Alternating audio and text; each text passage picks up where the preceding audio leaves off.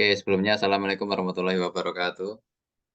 Waalaikumsalam Waalaikumsalam warahmatullahi warahmatullahi wabarakatuh. wabarakatuh. Warahmatullahi wabarakatuh. Wabarakatuh. Baik teman-teman, bagaimana keadaannya hari ini? Apakah sehat semua? Alhamdulillah sehat Sehat, Pak. Pak. Alhamdulillah, kalau sehat semua. Oke, kayak saya periksa dulu di sini yang hadir. Oke, alhamdulillah ini kebetulan lengkap ya hari ini. Oke, jadi hari ini kita akan membahas mengenai cara kerja rem tromol dari tuh, kemarin-kemarin kita kan sudah membahas tentang mengenai cara kerja mesin 2 tak dan 4 tak, kemudian cara kerja, eee, sistem karburator dan injeksi, dan kali ini kita akan membahas cara kerja dari rem tromol tersebut. Oke, tadinya saya akan membahas 2 jenis rem, yaitu tromol dan cakram, cuman karena mungkin untuk waktunya terbatas, jadi, untuk rem cakram sendiri kita akan bahas minggu depan, sekalian minggu depan jadi kita akan bertemu secara offline ya. Jadi besok saya akan membawa contoh dari rem cakram tersebut. Oke, sebentar saya mau share screen dulu.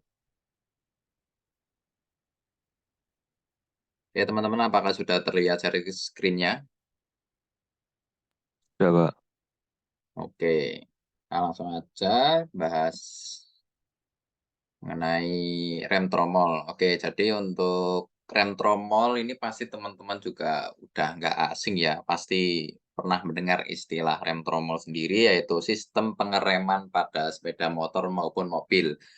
Nah, untuk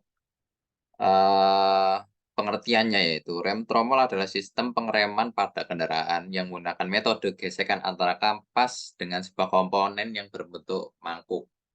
Nah, perbedaannya dengan rem cakram yaitu pada arah gesekannya saja. Untuk rem cakram sendiri itu dia memiliki arah gesekan yang saling mendekati atau bisa disebut menjepit.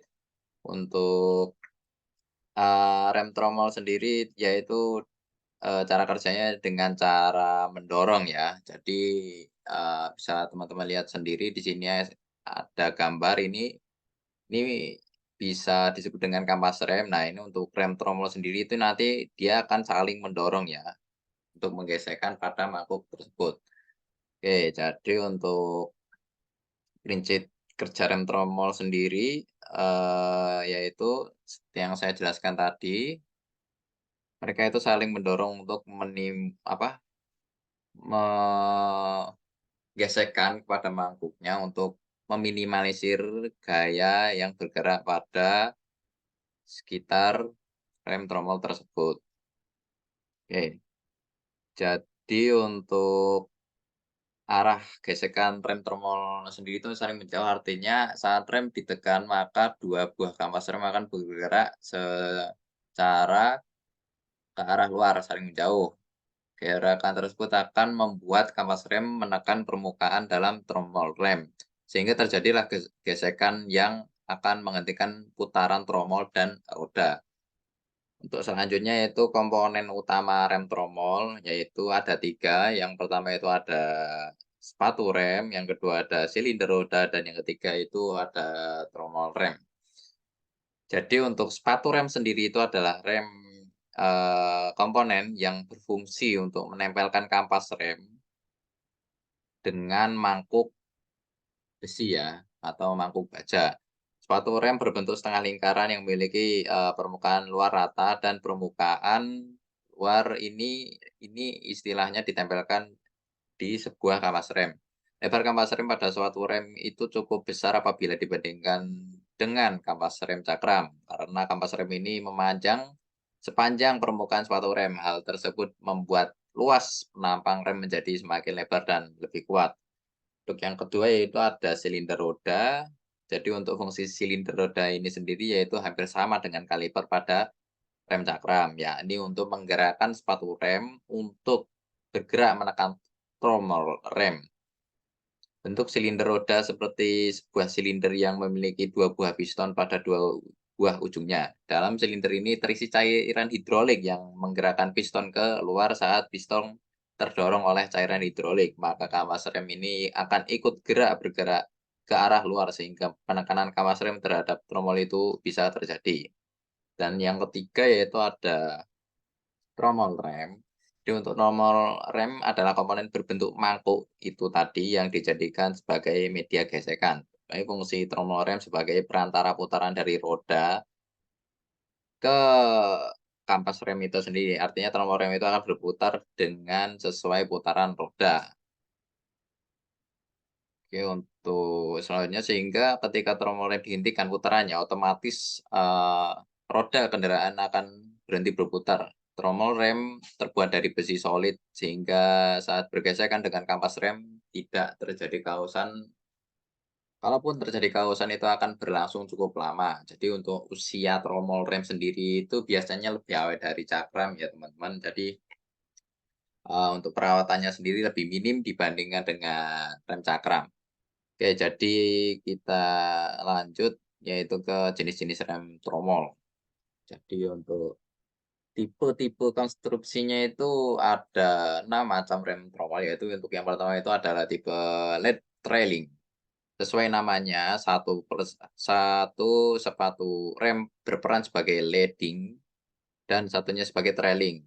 Leading shoe artinya sepatu rem menekan tromol dengan putaran tromol melawan arah sehingga kampas sehingga, menekan tromol dengan putaran tromol melawan arah gerakan kampas.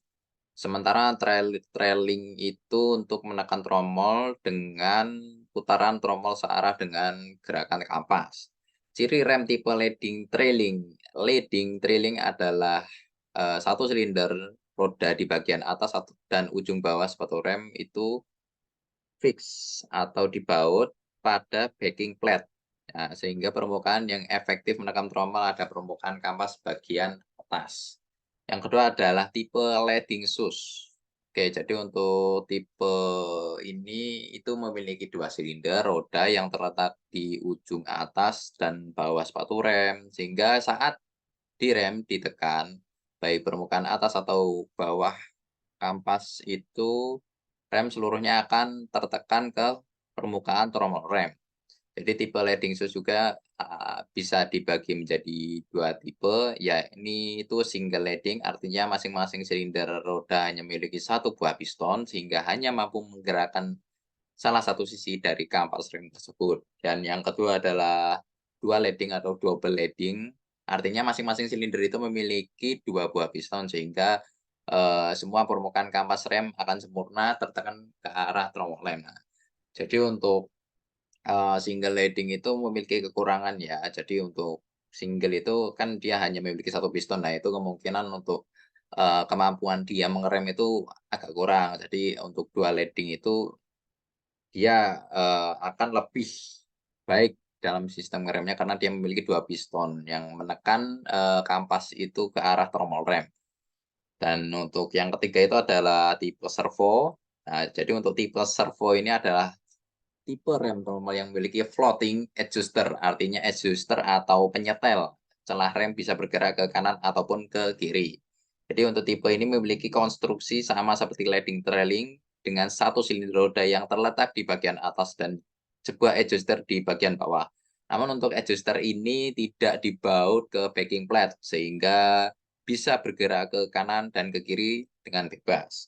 Untuk fungsi dari floating adjuster ini, sebenarnya sebagai merupakan penyempurnaan dari leading, trailing agar lebih banyak permukaan kampas rem yang dapat menekan permukaan tromol. Nah, untuk, tipe servo ini juga memiliki 2 tipe lagi, yakni untuk uniservo hanya memiliki 1 silinder roda dengan 1 piston dan dual servo memiliki 1 silinder roda dengan 2 buah piston. Nah, jadi kurang lebih hampir sama dengan tipe yang single leading tadi di tipe leading shoes. Nah, untuk tipe servo ini juga ada memiliki 1 servo dan 2 servo. Jadi kurang lebih, cara kerjanya hampir sama, hanya saja untuk tipe servo ini dia memiliki, adjuster di bagian bawah, gitu. Jadi, sementara kalau kategorikan berdasarkan penggerak, maka ada 2, 3 macam sistem rem tromolnya ini. Untuk yang pertama itu ada sistem tromol mekanis, yang kedua ada rem tromol hidrolik, dan yang ketiga adalah rem angin. Nah, untuk yang pertama itu ada rem tromol mekanis. Nah, rem mekanis ini adalah rem masih digerakkan oleh kawat secara mekanis. Konstruksi rem yang mekanis cukup sederhana karena hanya menggunakan sebuah kawat untuk menghubungkan pedal rem atau tuas rem ke akuator rem. Namun kekurangannya ada pada efisiensi pengereman. Sistem ini memiliki banyak kerugian tenaga sehingga perlu menekan pedal rem cukup keras untuk menghentikan laju kendaraan. Selain itu, sifat kawat yang memuai membuat penyetelan rem ini harus dilakukan secara terus-menerus. Meski demikian, pada sepeda motor sistem rem tromol mekanis ini masih digunakan khususnya pada sepeda motor metik. Nah, jadi untuk rem tromol mekanis ini itu rem yang diaplikasikan pada kendaraan yang kita gunakan sehari-hari, yaitu adalah motor. Nah, untuk motor itu dari eh, tahun 19 hingga saat ini itu masih menggunakan rem tromol mekanis ini untuk bagian rem belakang. Jadi, untuk kerugiannya itu, remnya tidak bisa ditekan pelan-pelan ya. Jadi untuk bisa mengerem dengan maksimal itu harus dengan menekan rem dengan kuat untuk menghentikan laju putaran roda. Jadi, untuk selanjutnya itu ada rem tromol hidrolik. Nah, jadi untuk rem hidrolik ini adalah sistem pengereman rem yang memanfaatkan fluida sebagai pemindah tenaga, karena fluida ini tidak dapat terkompresi serta tidak dapat langsung menguap, maka efisiensi penyaluran tenaga dari tuas rem akan berlangsung sebesar 100%. Selain itu, sistem hidrolik juga dapat fleksibel dan juga bisa digabungkan dengan sistem rem hidrolik, sehingga rem cakram dan rem tromol sama-sama berfungsi ketika pedal rem diinjak. Karena efisiensinya hampir semua mobil ataupun motor yang diproduksi, yang menggunakan rem tromol hidrolik ini menggunakan sistem hidrolik sebagai penggerak sistem rem. Nah, jadi untuk rem tromol hidrolik ini untuk pada motor itu hanya tersedia pada cakram saja ya. Jadi untuk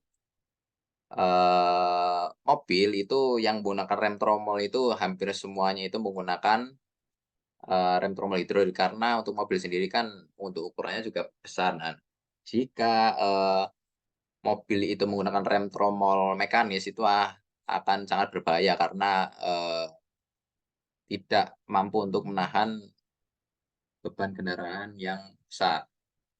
Oke, yang ketiga itu adalah rem angin. Jadi untuk sistem rem angin merupakan penggerak rem yang memanfaatkan tekanan udara untuk menggerakkan tuas rem. Jadi untuk kelebihan sistem rem angin itu ada pada tenaga pengeremannya. Hal ini hanya untuk menekan tuas rem, tidak menggunakan tenaga manusia, melainkan menggunakan tekanan angin yang bisa diset cukup besar.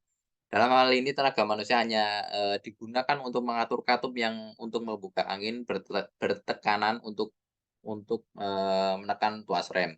Dari hal tersebut, rem angin ini banyak digunakan mobil-mobil yang memiliki, bobot yang sangat berat, contohnya seperti truk tronton dan bus. Nah, jadi untuk rem angin sendiri itu ad hanya ada pada truk dan bis. Nah, untuk, kebanyakan bis-bis dan, truk saat ini itu masih menggunakan rem tromol yang bertenagakan angin. Nah, mungkin untuk bis atau truk yang menggunakan cakram itu mungkin hampir tidak ditemukan ya untuk di negara kita, namun di negara luar negeri sana, sudah ada bis ataupun truk yang sudah menggunakan rem cakram, sehingga mungkin pengeremannya akan jauh lebih baik.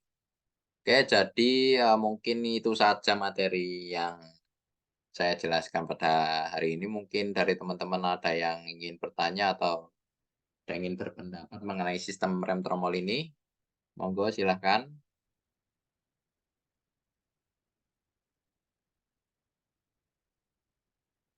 ada atau tidak? Tidak, Pak. Tidak ada, Pak. Oke, ya, kalau tidak mungkin saya cukupkan saja untuk materi pada pagi hari ini. Jika ada salah kata dari saya mohon maaf. Akhirul kalam, wassalamualaikum warahmatullahi wabarakatuh. Waalaikumsalam warahmatullahi wabarakatuh.